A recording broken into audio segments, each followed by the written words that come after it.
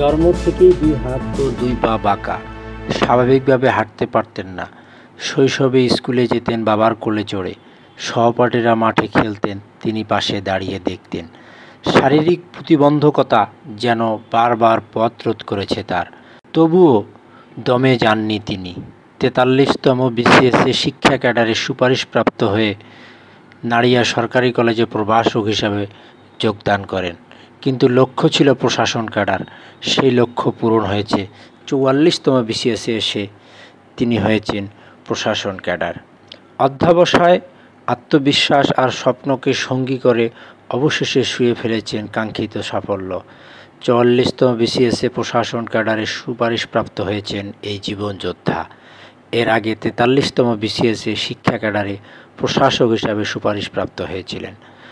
উল্লাস পালের বাড়ি শরীয়তপুরের ভেদরগঞ্জ উপজেলার রামভদ্রপুর ইউনিয়নের কার্তিকপুর গ্রামে। মৃত শিল্পী উত্তম কুমার পাল ও আন্না রানী দম্পতির ৩ সন্তানের মধ্যে তিনি সবার বড়।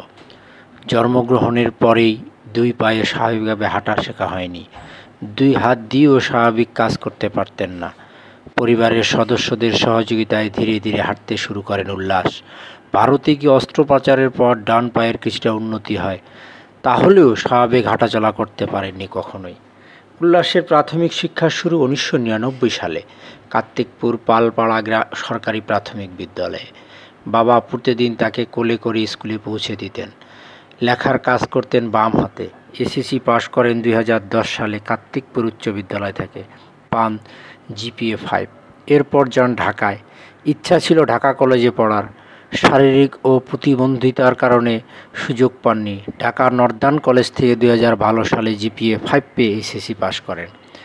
ঢাকা বিশ্ববিদ্যালয় ব্যবস্থাপনা বিভাগে থেকে ২০১৬ সালে বিবিএ এবং পরে এমবিএ সম্পন্ন করেন।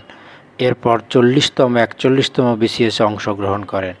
৪০তম বিসিএসে পাশ করলেও কোনো পদে সুপারিশ পাননি, তবে ৪১তম বিসিএসে জুনিয়র ইন্সপেক্টর পদে সুপারিশপ্রাপ্ত হন। ৪৩তম বিসিএসে শিক্ষা ক্যাডার সুপারিশপ্রাপ্ত হয়ে নাড়িয়া সরকারি কলেজে প্রভাষক হিসেবে যোগদান করেন। লক্ষ্য ছিল প্রশাসন ক্যাডার। ৪৪তম বিসিএসে এসে সেই স্বপ্ন পূরণ হয়েছে উল্লাস পালের। News desk 24বাংলাদেশ.net।